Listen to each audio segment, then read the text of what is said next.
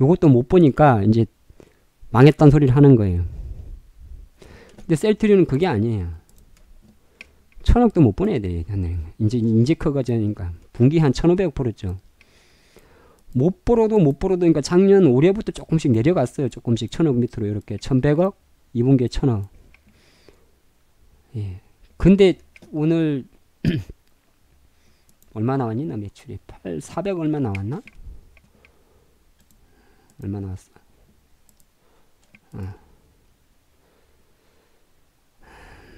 736억이 나왔어요.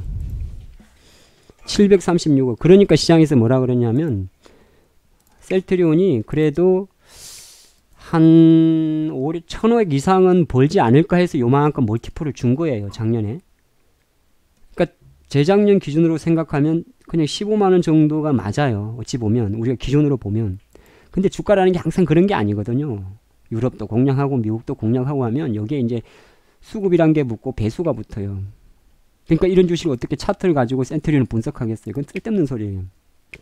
이런 거는 차트 가지고 못 잡습니다. 예. 차트 가지고 저점을 잡으면 안 되고, 오늘도 수급을 보면 뭐 그리 많이 판 것도 아니에요. 사실은 외국인 20만 주잖아요. 20만 주인데 여기도 보면 17만 주 18만 주 팔아도 3, 4%밖에 안 빠져요. 요때 150만 주 블록딜 돌린 것 같은데 이때별 해봤자 8%밖에 안 빠져요. 블록딜이구나. 꼴랑 20만 주 팔았는데 주가는 어떻게 해버리냐면 이렇게 때려버리죠. 그 말은 이제 셀트리온 같은 경우는 지금 시장이 가장 큰 바로 이 둔화에 대한 우려를 가져가기 때문이죠. 조금 이따 왔다 갔다 하는데 다시 좀 돌아와서요.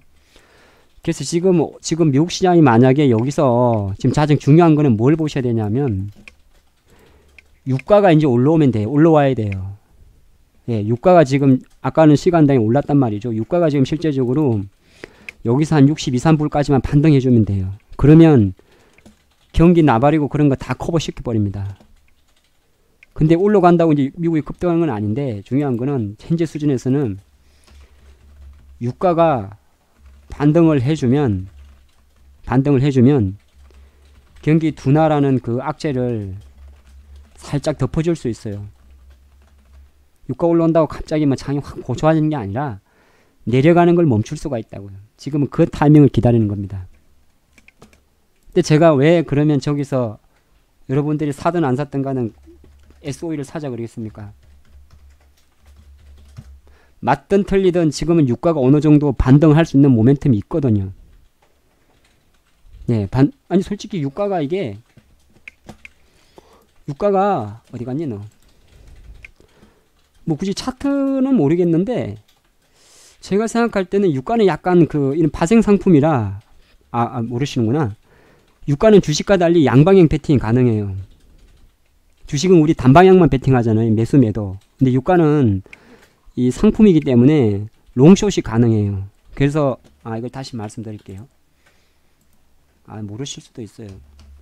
주식은 아무리 우리가 공매도를 친다고 해도 거의 다가 아무래도 매수 우위예요. 매수 우위 상품이란 말이에요. 왜냐면 매수는 무제한인데 매도는 제한적이잖아요. 내가 공매도를 칠 수 있다고 내가 주식을 100주 갖고 있다고 100주 갖고 있다고 다 100주를 공매도 칠 수는 없잖아. 그렇기 때문에 이거를 단방향이라 그래요. 주식은 단방향 상품이라 그래요. 그래서 주문 유행도 바이하고 셀밖에 없어요. 주식은 바이하고 셀밖에 없다고. 근데 예전에 한번 설명드렸는데 파생 상품은 그렇지가 않아요.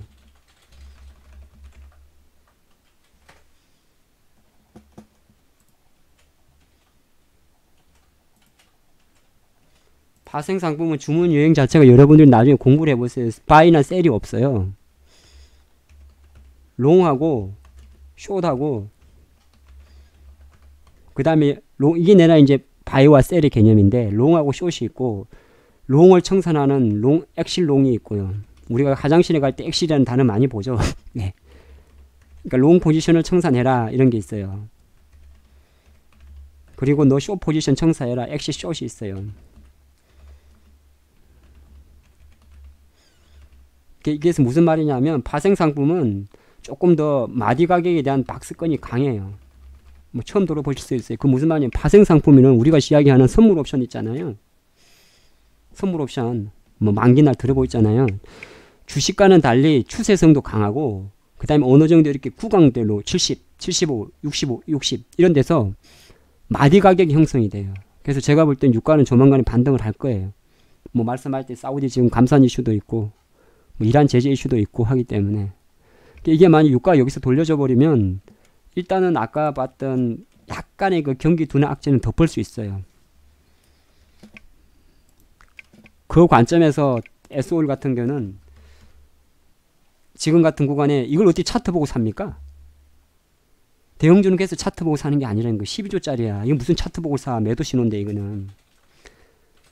차트 보고 사면 SK는 하이닉스는 삼성전자는 차트 매수예요. 60일선 돌파 양봉이니까. 그렇죠? 이건 매수야. 근데 이렇게 이런 거를 차트 보고 매매하지 않는다고. 그럼 삼성전기 같은 거는 아직도 매도 신호야. 근데 대형주에서 조금 여러분들 생각은 하고 있어요. 아, 대형주는 차트보다는 수급이나 시황이라는 생각을 해야 돼요. 그래서 어쨌든 여기서 유가 같은 경우가 지금 제 첫 번째 가장 가까운, 그러니까 우리 이제 큰 그림으로 볼 때 가장 가까운 반등 요인이에요. 실제적으로 지금 보면 오늘 장도 무역 둔화 우려라고 했는데 중국 증시가 1.2% 지금 땡기고 마감을 해요. 중국은 4시 20분에 마감합니다. 지금 4시 지금 21분이니까 아직 4시 반에 조금 남았어요. 자, 중국 경기 당기고 만약 일본 당겨버리면 미국 증시 또 올라버려요. 자, 그런 상태에서 지금은 지수는 지금 코스피 지수인데 오늘 이걸 한번 보세요. 이거 기억을 하셔야 되는데 모르면 외우세요. 코스피에 1000억대 이상의 주포가 없으면 그날 주포는 없는 거예요. 근데 오늘 여러분들은 잘 안 보셨겠지만은 이런 수급은 잘 안 잡혀요. 400억, 667억. 이 말은 무슨 말이냐면 애들이 특정 종목만 조금 샀다는 거예요. 코스피는 엄청 셌어요. 근데 코스닥은 지금 지난주부터 개소됐던 이 연기금의 펀드 리밸런싱이 계속 지속되고 있어요. 이게 조금 걸리는 부분이에요. 연기금하고 투시는 같이 움직여요. 예, 그래서 지금 코스닥은 실제적으로 이제 물론 뭐 솔직히 신라제는 억울하지 않습니까? 그런 거 못 느끼셨어요? 신라제는 오늘 왜 9% 빠져야 돼요? HLB가 왜 빠져야 됩니까? 이거는 시장 때문에 이제 바스켓 매도가 생긴 거잖아요. 셀트리온 헬스케어가 빠지는 거는 지나가는 애들도 다 알아요. 신저점 물어가는 거는. 이거 아직도 모르시는 분들은 다시 한번 기사를 잘 보세요. 많이 볼 것도 없어요. 이 실적이 계속 내려가기 때문에 셀트리온 헬스케어는 어차피 다 작년에 코스닥 이사 온 거 프리미엄 다 빠지는 거예요. 셀트리온 헬스케어는 제가 아예 언급을 안 합니다. 아주 예전부터 이야기를 했어요. 셀트리온을 볼 때는 셀트, 셀헬, 셀제가 있는데 이거 버리고 또 버리라고 다. 만약에 할 거면 하나만 하라고.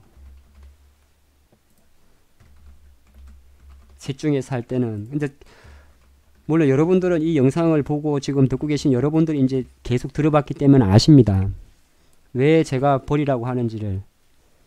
이거 두 개는 왜냐하면 얘가 약을 만들어요.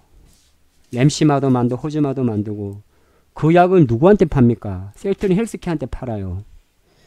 그럼 셀트리온 헬스케어가 셀트리온이 만든 약을 팔아요. 유통을 해요. 그럼 마진율이 내려갈수록 뚝뚝 떨어지는 거예요. 뚝뚝뚝뚝. 근데 셀트리온 제약이라는 회사는 또 건강기능식품 이런 거 많아요. 그냥 셀트 자회사일 뿐이에요.